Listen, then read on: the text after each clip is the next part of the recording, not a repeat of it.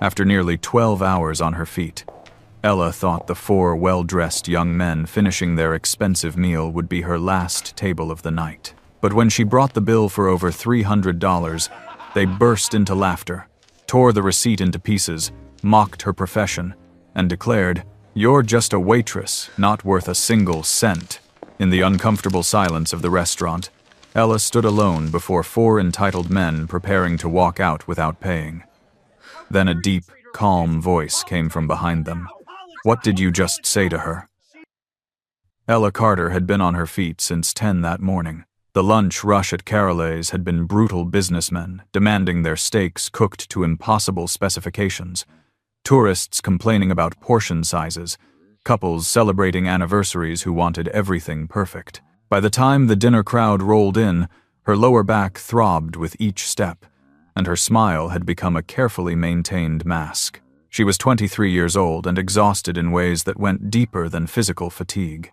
Every paycheck went toward rent for the tiny apartment she shared with her 16-year-old sister, groceries that never seemed to last the week, and whatever was left got tucked away for the nursing program she'd had to put on hold 2 years ago when their mother died. The program director had been understanding, but Ella knew that Reddy was a luxury she couldn't afford to think about yet. The restaurant was nearly empty now, just a few lingering tables finishing dessert and coffee. Ella wiped down the counter near the kitchen, her reflection caught in the polished surface, dark circles under her eyes. Hair pulled back in a bun that had started neat 12 hours ago and now felt like it was barely holding together. Table 7 just sat down. Marcus, the host, called over. He gave her an apologetic look. "I know you're closing soon." Ella glanced at the clock. 9:45. 15 minutes until her shift officially ended. She turned toward table 7 and felt her stomach drop slightly. 4 young men, probably in their mid-20s, were settling into the booth with the kind of casual confidence that came from never having to check a price tag. Designer watches caught the light. Tailored shirts that probably cost more than her monthly rent. They laughed loudly, the kind of laughter that assumed everyone nearby wanted to hear it. She recognized the type immediately. Caryles attracted a certain clientele, people who viewed luxury dining as a birthright rather than an occasion. Most were fine, some were difficult, and a few treated the staff like furniture that occasionally needed to be told what to do. Ella picked up 4 menus and walked over. "Good evening, gentlemen. Welcome to Caryles. Can I start you off with something to drink?" The one sitting closest to the window looked up first. Blonde hair styled with too much product, a smirk that seemed permanently fixed on his face. "You have Dom Perignon by the bottle?" "We do," Ella said, keeping her voice professional. "Bring 2. He didn't look at her when he said it, already turning back to his friends. The one across from him, darker hair, holding his phone like it was an extension of his hand, grinned. "Make it 3, actually. We're celebrating." Ella wrote it down. 3 bottles of Dom Perignon at $280 each. That was $840 in champagne alone. "I'll have those right out for you." She turned to go, but the blonde one called after her.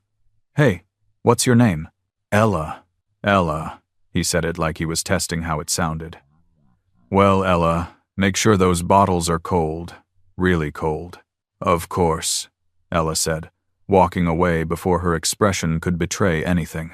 She brought out the champagne on a silver cart, opened each bottle with practiced efficiency, and poured 4 glasses. The blonde one she heard his friends call him Dylan barely acknowledged her. The one with the phone, Spencer, was too busy angling for a photo of the bottles. The third one, Reed, was scrolling through his phone with a bored expression. Only the fourth one, Knox, met her eyes briefly and nodded a quiet thanks. Over the next 90 minutes, they ordered nearly everything on the menu. Oysters, Wagyu steak, lobster tail, truffle risotto, another round of champagne, desserts that they barely touched. Ella brought each course with professional courtesy, refilled water glasses, cleared plates, and pretended not to hear their conversation, which ranged from complaining about their fathers to rating women on a scale of 1 to 10. By the time she brought the check, it was past 11:30. The restaurant was empty except for them. The kitchen staff had finished cleaning. Even Marcus had clocked out. Ella placed the black leather folio on the table. "Whenever you're ready, no rush." Dylan picked it up, flipped it open, and let out a sharp laugh. $327. Are you kidding me? Ella felt a prick of unease. Is there a problem with the bill? Yeah. There's a problem. Dylan held up the receipt like it was evidence in a trial. Your service tonight was barely passable. You took forever between courses. You didn't smile enough. And honestly, he looked her up and down in a way that made her skin crawl. Your value doesn't match this price tag. Spencer leaned over to look at the bill, then at Ella. His phone was up again, camera pointed in her direction. This is content gold. Watch this. Ella's heart started pounding. Gentlemen, if there was an issue with the service, I'm happy to get the manager. The manager. Reed cut in, his voice dripping with mockery. What's a manager going to do? You're just a waitress. This isn't exactly a career that requires a lot of skill. Dylan tore the receipt down the middle. The sound of ripping paper cut through the quiet restaurant like a gunshot. He tore it again, and again. Then he let the pieces flutter down onto the table like confetti. We're not paying this, Dylan announced. You don't deserve it. Ella stared at the shredded paper. Her hands were shaking. She'd dealt with difficult customers before. She'd been yelled at, condescended to, even stiffed on tips. But this was different. This was deliberate cruelty, performed for an audience of 3. You have to pay for what you ordered, she said quietly. Spencer laughed, still recording. Do we, though? I mean, think about it. We're customers. We have rights. If the service is subpar, we can refuse to pay. That's just capitalism, sweetheart. It's not about capitalism, Ella said, her voice stronger now despite the trembling in her hands. You ate the food. You drank the champagne. You owe $327. Dylan stood up, his friends following suit. He was taller than her by several inches, and he used that height to look down at her with undisguised contempt. Let me explain something to you.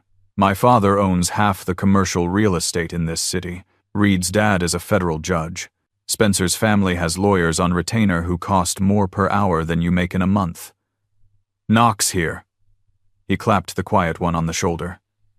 His family basically funds this restaurant chain, so when we say we're not paying, what we mean is we're not paying, and there's nothing you or anyone else here can do about it.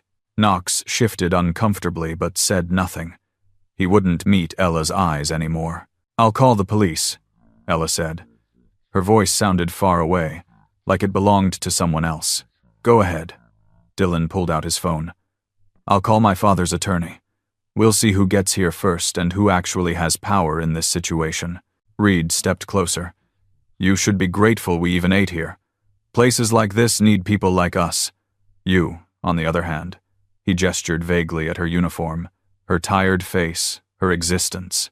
You're replaceable. Ella felt something crack inside her chest. Not break, not yet, but crack. She'd spent 2 years swallowing her pride, accepting disrespect, smiling through condescension because she needed this job, because her sister needed food and rent and a chance at finishing high school without having to work, because the nursing program was still waiting, still possible, if she could just hold on a little longer. But standing here, watching these 4 men laugh at her, watching Knox, who'd seemed decent, say nothing in her defense, watching Spencer turn her humiliation into entertainment, she realized something. If she backed down now, if she let them walk out, she wouldn't just lose the money for the bill. She'd lose something that couldn't be recovered. She'd lose the part of herself that still believed she deserved respect. Her hand moved to her pocket. She pulled out her phone. What are you doing? Dylan asked, though his tone suggested he wasn't worried. I'm calling the general manager, Ella said. And if he doesn't handle this, I'm calling corporate. And if corporate doesn't handle this, then yes, I'm calling the police. Because you don't get to do this. You don't get to eat a meal worth over $300 and walk away. I don't care who your fathers are. For the first time, Dylan's smirk faltered. Just slightly. You're making a huge mistake. Maybe, Ella said. But I'm making it anyway. Spencer lowered his phone slightly. Reed glanced at Dylan, waiting for direction. Knox stared at the floor, his jaw tight. The restaurant felt impossibly quiet. Somewhere in the back, a clock ticked. Outside, a car passed on the street. Ella could hear her own heartbeat pounding in her ears. She had no idea if the general manager would support her. She had no idea if she'd even have a job tomorrow. All she knew was that she'd reached the point where backing down felt worse than any consequence that might come from standing her ground. Dylan opened his mouth to say something. But before he could, a voice came from behind him, deep, calm, and carrying the kind of authority that didn't need to be loud. What did you just say to her? All four men turned. The man standing behind them wasn't particularly tall, maybe 6 feet, but something about the way he carried himself made him seem larger. He wore a dark, gray, button-down shirt with the sleeves rolled to his forearms, jeans, and the kind of watch that was expensive because it was built to last, not to show off. His hair was dark, with touches of gray at the temples. His face was calm, but his eyes held the kind of steadiness that came from having seen worse things than a restaurant confrontation. Ella recognized him. He came in every few weeks, always with a little girl who had to be around 9 years old. They sat at the same corner booth, and the girl always ordered chicken fingers. He was polite, tipped well, and never demanded anything. She'd brought the girl crayons and paper a few times when the wait for food got long, and he'd thanked her each time with genuine warmth. His name was Ethan Blake, though she only knew that because she'd seen it on his credit card. Dylan recovered first, his smirk sliding back into place. "I'm sorry, who are you?" "Someone who just watched you tear up a bill and tell this woman she doesn't deserve to be paid for her work." Ethan's voice didn't rise. It didn't need to. "So I'll ask again. What did you just say to her?" Spencer still had his phone up. "Dude, this isn't your business." Ethan's gaze shifted to Spencer, and something about that look made Spencer lower the phone. "When you humiliate someone in public, you make it everyone's business, especially when you're doing it for entertainment." Reed stepped forward, trying to position himself between Ethan and Dylan. "Look, man, we had a bad experience here tonight. The service was slow, the attitude was unprofessional. I've been sitting 20 feet away for the last 2 hours," Ethan said, cutting him off. "I watched her bring you everything you ordered. I watched her refill your water glasses 4 times. I watched her clear your plates and smile while you talked over her like she wasn't there. The only thing unprofessional I saw was at this table, and it wasn't coming from her."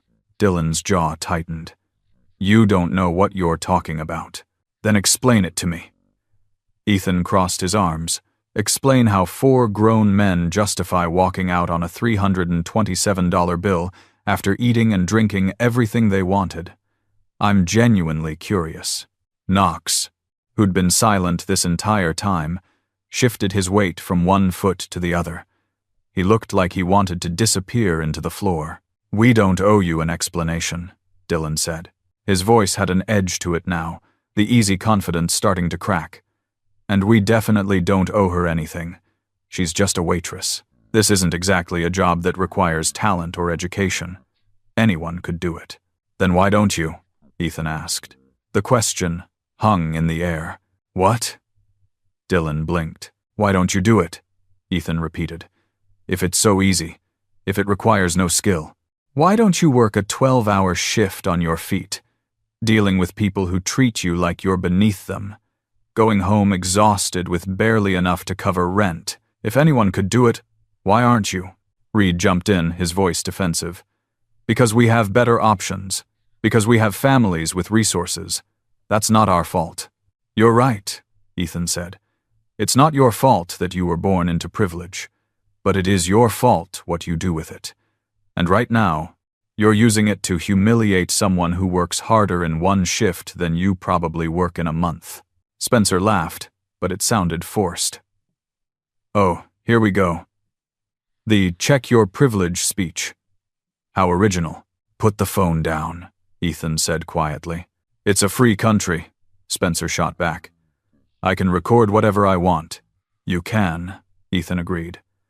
But if you post a video of yourself harassing a service worker and refusing to pay your bill, I can promise you it won't get the reaction you're hoping for. People love watching entitled rich kids get called out. It's practically its own genre now. Spencer's hand wavered. Ella stood frozen, her phone still in her hand. She hadn't expected anyone to intervene. In her experience, people looked away from conflicts like this. They didn't want to get involved. But Ethan had stepped in without hesitation, and now the entire dynamic had shifted. Dylan turned his attention to Ella, his expression hardening. You know what? This is your fault. If you'd just been smarter about how you handled this, none of this would have happened. But you had to make it a big deal. You escalated this. Ella felt her throat tighten. For a second, doubt crept in. Maybe she had made it worse. Maybe if she'd just let them walk away, it would have been easier. But then Ethan spoke, and his words cut through the doubt like a blade. She escalated it? You ordered $840 worth of champagne. You ordered Wagyu steak and lobster and truffle risotto. You ate everything put in front of you. Then you tore up the bill and told her she was worthless. And somehow, in your mind, she's the one who escalated this. We're customers, Reed said, his voice rising. We have rights. If we're not satisfied, you have the right to complain, Ethan interrupted. You have the right to speak to a manager. You have the right to leave a bad review. You don't have the right to steal. And that's what this is. Theft, regardless of how much money your parents have. Regardless of who your fathers know. Walking out on a bill is theft. Knox finally spoke, his voice barely above a whisper. Maybe we should just pay. Dylan's head snapped toward him. Are you serious right now? We did eat the food, Knox said, still not meeting anyone's eyes. We did drink the champagne. Whose side are you on? Spencer demanded.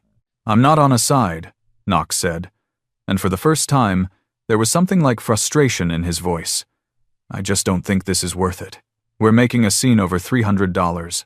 Just pay it and let's go. It's not about the money, Dylan said through gritted teeth. It's about the principle. Ethan let out a short, humorless laugh. The principle. You want to talk about principles? How about the principle that work deserves compensation? How about the principle that you don't get to demean people because you think your bank account makes you better than them? Who the hell are you anyway? Reed asked, his voice aggressive now. You think you can just walk over here and lecture us? You don't know us. You don't know our families. You're right. I don't. Ethan's expression didn't change. But I know enough. I know you're the kind of men who think power means you don't have to follow the same rules as everyone else. I know you're the kind of men who've never faced real consequences for anything, and I know that if you walk out of here tonight without paying, you'll do it again, and again, because no one ever stopped you. Ella's hands were still shaking, but something had shifted inside her. Watching Ethan stand there, calm and immovable, made her feel less alone.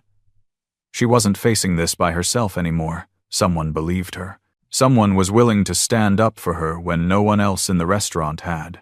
Dylan pulled out his phone. I'm calling my father's lawyer.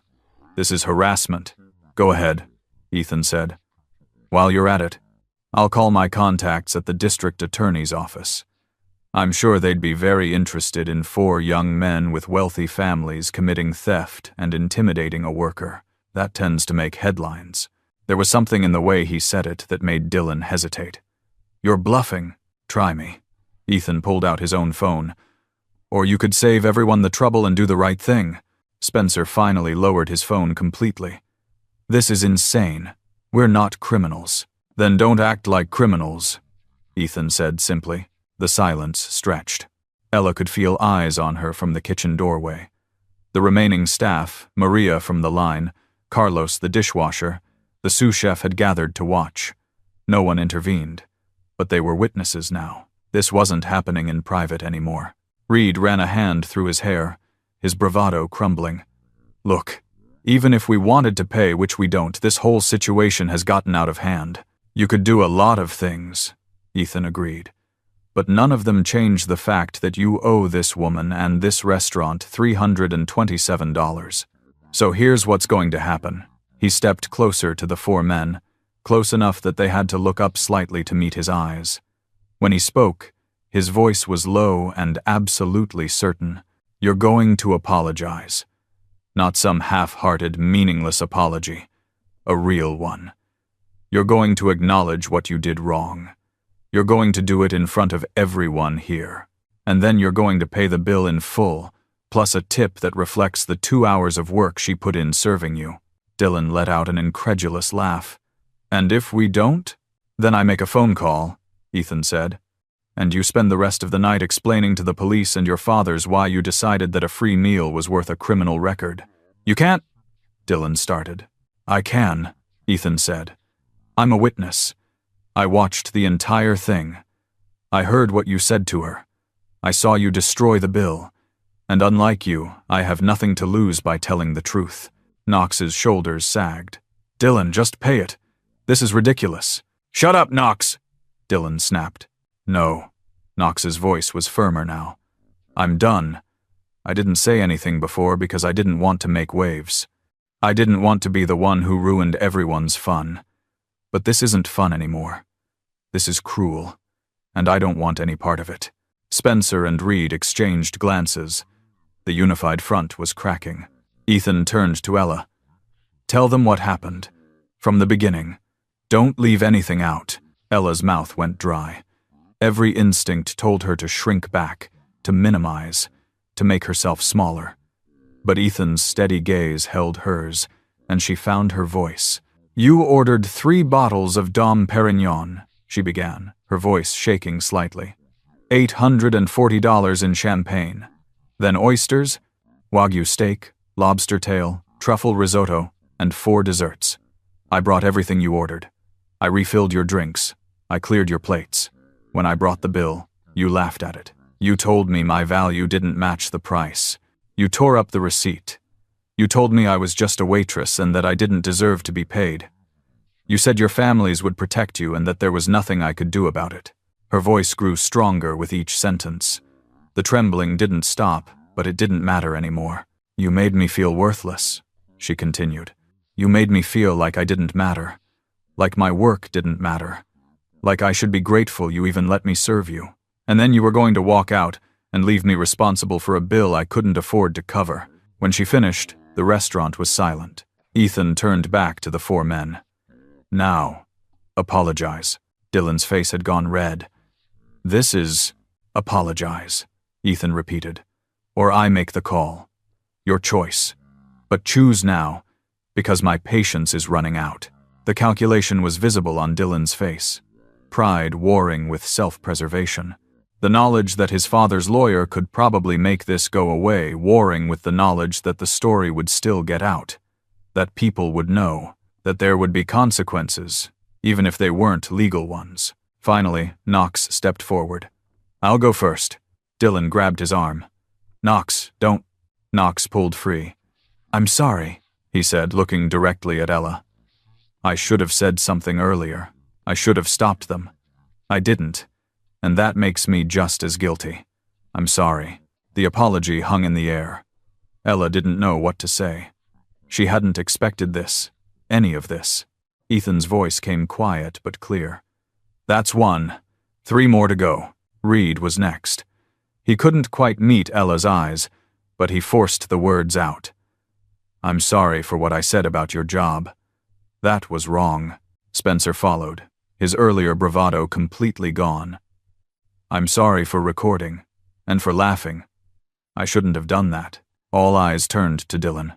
He stood rigid, his jaw clenched so tight Ella could see the muscle jumping.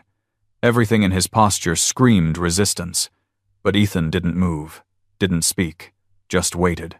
Finally, Dylan's shoulders dropped an inch. When he spoke, the words came out rough and reluctant. "I'm sorry. We shouldn't have treated you that way. We were wrong. It wasn't gracious. It wasn't heartfelt. But it was an acknowledgement. A crack in the armor." "Now pay the bill," Ethan said. Dylan pulled out his wallet, threw down $400 in cash onto the table without counting it, and turned toward the door. "Wait," Ethan said. Dylan stopped, his whole body tense. "Look at her when you put the money down," Ethan said. "Show some respect." For a moment, Ella thought Dylan might refuse. But finally, he turned back, placed the money deliberately on the table, and met her eyes. "We're done here," he said. "Almost," Ethan replied. "One more thing. You're going to leave your names and contact information with the manager. So, there's a record." The four of them exchanged looks, but they'd already lost. They knew it. They left their information. They walked out, and Ella was left standing there, her hands still shaking, but her shoulders a little straighter than they'd been an hour ago. The door swung shut behind the four men, and the silence that followed felt different from the one before. Not uncomfortable, not tense, just quiet, like the restaurant itself was taking a breath. Ella stared at the $400 on the table. Her hands had finally stopped shaking, but now she felt hollowed out, like all the adrenaline that had been holding her upright had suddenly drained away. She picked up the bills, counted them twice to make sure they were real, and then just stood there holding them. From the kitchen doorway, someone started clapping. It was Maria, the line cook who'd been watching from the shadows. Then Carlos, the dishwasher, joined in. Then the sous chef. Within seconds, the entire back of house staff was applauding, and Ella felt her eyes burn with tears she'd been holding back for the last hour. "That was incredible," Maria called out. "I've been waiting years to see someone put those kinds of customers in their place." Ethan was still standing near the table, his hands in his pockets. He hadn't moved toward the door, hadn't tried to leave now that the confrontation was over. He just watched Ella with an expression that was difficult to read, something between concern and quiet satisfaction. "Thank you," Ella said, turning to him. Her voice came out rough. "I don't know what would have happened if you hadn't." "You were already handling it," Ethan said. "I just made sure they couldn't ignore you. I wasn't handling it." Ella let out a shaky laugh. "I was about 2 seconds away from either crying or just walking away." "But you didn't." Ethan's voice was steady. "You called their bluff. You stood your ground. That takes more courage than most people have." Before Ella could respond, the general manager's office door opened, and Robert Matthews was hurrying toward them with the kind of urgency that came from having been alerted to a crisis by his kitchen staff. "Ella, what happened?" Robert's eyes darted between her, Ethan, and the empty booth where the four men had been sitting. "Maria just told me there was an incident with Table 7, Ella explained, her voice more steady now. She told him about the bill, the torn receipt, the threats, the humiliation. She told him about Ethan intervening, about the apologies that had been forced out through clenched teeth, about the $400 that was now in her hand. Robert's face darkened as she spoke. When she finished, he was quiet for a long moment. "I'm sorry," he finally said. "I should have been out here. I should have seen this developing." "You were in your office doing paperwork," Ella said. "You couldn't have known. That's not an excuse." Robert looked at the money in her hand. "They paid the full amount? $327 for the bill. The rest is tip, I guess." Ella looked down at the cash. $73. After everything they'd put her through, $73. Robert's jaw tightened. "That's unacceptable. And you said they left their contact information?" "I have it," Ethan said, pulling out his phone. "I made sure they put it in the reservation book. Dylan Morrison, Spencer Hunt, Reed Patterson, and Knox Hartley." Robert's expression shifted. "Morrison? As in Morrison Development?" "That's what he claimed," Ethan said. "And Spencer Hunt's family owns half the streaming platforms in the country." Robert ran a hand over his face. "This is going to be complicated." "It doesn't have to be," Ethan said. His voice was calm but firm. "They broke the rules. They harassed your employee. They attempted to steal. Their last names don't change any of that." Robert looked at Ethan for a long moment. "You're right. They don't." He turned to Ella. "I'm banning all 4 of them from every Carlisle's location. Effective immediately. I'll contact corporate tonight and make sure it's system-wide." Ella blinked. "You can do that? I can recommend it. And given what happened, I can't imagine corporate will push back." We have a zero-tolerance policy for harassment of staff. We just don't enforce it often enough." Robert's voice was heavy with something that might have been guilt. "Ella, take the next 2 days off. Paid. You've been working doubles all week, and after tonight, you deserve a break."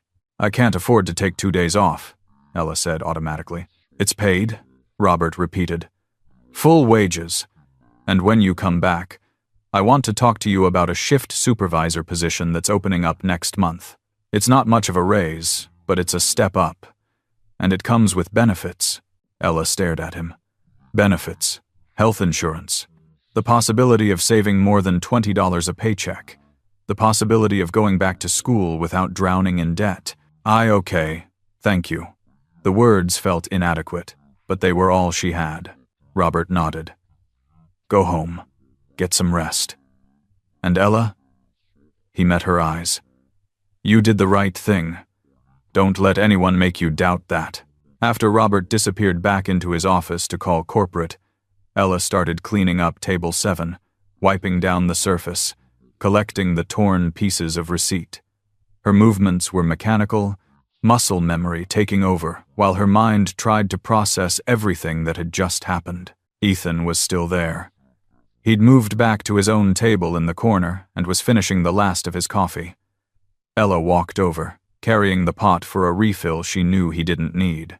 "Can I get you anything else?" she asked. Ethan looked up at her and smiled a small, genuine smile that reached his eyes. "I'm good. Just finishing up." Ella set the coffee pot down on the table and sat across from him. She probably shouldn't have. Technically, she was still on the clock, and sitting with customers wasn't professional. But after everything that had happened, professional seemed like a word from a different language. "Why did you do that?" she asked. "You didn't have to get involved." Most people wouldn't have. Ethan was quiet for a moment, his fingers turning the coffee cup in slow circles on the table. "My daughter Sophie, she's 9. Every time we come here, you bring her crayons and paper without being asked. You remember that she likes her chicken fingers with honey mustard instead of ketchup. You talk to her like she's a person, not just some kid taking up space." Ella felt something warm unfold in her chest. She did remember Sophie, a bright-eyed girl with dark curls who always wanted to draw pictures of horses. "Last month," Ethan continued, "Sophie asked me why some people are mean to waiters and waitresses. She'd seen a man at another restaurant snap his fingers at the server like she was a dog.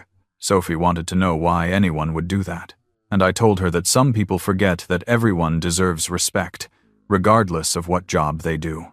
That treating people with kindness isn't optional, it's required." He looked up at Ella. "So when I saw those 4 treating you like you were worthless, I thought about what kind of man I'd be if I just sat there and let it happen. What kind of example I'd be setting for my daughter if she ever found out I witnessed someone being humiliated and did nothing." He shook his head. "I couldn't do that. I wouldn't." Ella felt tears threatening again. She blinked them back. "Where is Sophie tonight?" "With her grandmother. Every other Wednesday I get a night to myself. Usually I just come here, eat something that isn't chicken fingers, and enjoy the quiet." Ethan's smile turned rueful, though tonight wasn't exactly quiet. "I'm sorry you got dragged into." "Don't apologize," Ethan said, cutting her off gently. "You have nothing to be sorry for. Nothing." They sat in silence for a moment. The restaurant felt emptier than it had all day, even though it had been empty for hours. But it was a different kind of empty. Peaceful, almost. "Can I ask you something?" Ella said. Ethan nodded. "When you were talking to them, to Dylan and the others, you seemed so sure of yourself. Like you knew exactly what to say and how to say it. How did you do that?" Ethan considered the question. "I was in the military for 12 years. Marines. I learned early on that real authority doesn't come from yelling or posturing. It comes from being calm when everyone else is losing their heads. From knowing your limits and knowing what you're willing to stand behind." He met her eyes. "Those 4 were bullies. And bullies count on people being too scared or too tired to push back. Once someone does, they fold. Every time. Were you scared?" Ella asked. Even a little? Terrified, Ethan admitted. I kept thinking about what would happen if they actually called their lawyers, if this turned into some kind of legal mess, if I'd made things worse for you instead of better. He leaned back in his chair. But I figured being scared and doing the right thing anyway was better than being safe and doing nothing. Ella understood that more than he probably realized. She'd been scared every single day for the last 2 years. Scared of losing her job. Scared of not being able to pay rent. Scared of letting her sister down. Scared of never making it back to nursing school. But she'd kept showing up anyway. Kept working doubles. Kept swallowing her pride because she didn't have another choice. Except tonight, she'd had a choice. And she'd made it. She'd stood her ground. Thank you, she said again, for reminding me that I'm allowed to stand up for myself. Ethan reached across the table and squeezed her hand briefly. You're not just allowed, you're required. Don't ever let anyone take that from you. He left a $50 bill on the table for a $23 meal, waved off her protest, and headed for the door. Just before he left, he turned back. Sophie and I will be back next week. Same table, same time. If you're working, say hi. If you're not, that's fine too. But either way, don't let tonight make you smaller. Let it make you stronger. Then he was gone, and Ella was alone in the empty restaurant with a table full of cash and a chest full of something that felt dangerously close to hope. She finished closing duties in a daze. Counted out her tips, $123 total, including the money from Ethan and the 4 men. Clocked out. Changed out of her uniform in the staff bathroom and back into jeans and a sweater that had seen better days. When she stepped outside, the night air was cool and sharp. The city was quieter at this hour, just the occasional car passing and the distant sound of a siren. Ella pulled out her phone and called her sister. Hey, Grace answered on the second ring. You okay? You're usually home by now. I'm fine. Ella started walking toward the subway station. Long night. But I'm on my way. Did something happen? Grace's voice shifted into concern. You sound weird. Ella thought about how to answer that. Yes, something happened. 4 entitled men tried to humiliate her and walk out on a $300 bill. A stranger intervened and made them apologize. Her manager gave her 2 days off and offered her a promotion. She'd stood up for herself for the first time in years and hadn't been destroyed by it. Something good, Ella finally said. I'll tell you when I get home. But Grace? Yeah? Don't ever let anyone make you feel small. Don't ever let anyone treat you like you don't matter. No matter who they are or how much power they have. Promise me. There was a beat of silence on the other end. I promise. Are you sure you're okay? I am now. Ella smiled into the phone. I'll see you in 40 minutes. She hung up and descended into the subway station. The platform was mostly empty, just a few other late-night workers heading home from their shifts. Ella found a seat on a bench and waited for the train. She thought about the look on Dylan's face when he'd been forced to apologize. The way Knox had stepped forward first, breaking ranks with his friends. The steadiness in Ethan's voice when he'd told those 4 men they didn't have the right to treat people as less than human. But mostly, she thought about the moment when she'd decided not to back down, when she'd picked up her phone and decided that losing her job was preferable to losing her dignity. That moment of choice, that fraction of a second where she could have gone either way but chose the harder path. The train arrived, and Ella got on. She found a seat by the window and watched the city blur past in streaks of light and shadow. Her reflection stared back at her from the dark glass, tired eyes, messy hair, the face of someone who'd just survived something difficult. But there was something else there, too. Something in the set of her shoulders, the angle of her chin. Something that looked a lot like strength. When she got home, Grace was waiting up despite it being nearly 1 in the morning. Ella told her everything. They sat at their tiny kitchen table with mugs of tea, and Ella recounted the whole night, the champagne, the torn receipt, the humiliation, Ethan's intervention, the forced apologies, the promotion offer. Grace listened with wide eyes. So what happens now? Ella thought about it. Now I take 2 days off. Then I go back to work. Then maybe I start looking into that nursing program again. See if I can make it work this time. Really? Grace's face lit up. You mean it? I mean it. And as Ella said the words, she realized they were true. Tonight had changed something fundamental inside her. It had reminded her that she was allowed to want more, that she deserved more. That standing up for herself didn't have to mean losing everything. Sometimes it meant gaining something back that she'd forgotten she'd lost. Her sense of worth, her dignity, her right to take up space in the world. I'm proud of you, Grace said quietly. Me too, Ella replied. And she meant it. Tonight, Ella didn't just stop for a rich boy. She reclaimed the part of herself she thought she lost. Sometimes, strength appeared in a moment we refuse to be small. If this story moved you, don't forget to like and subscribe for more.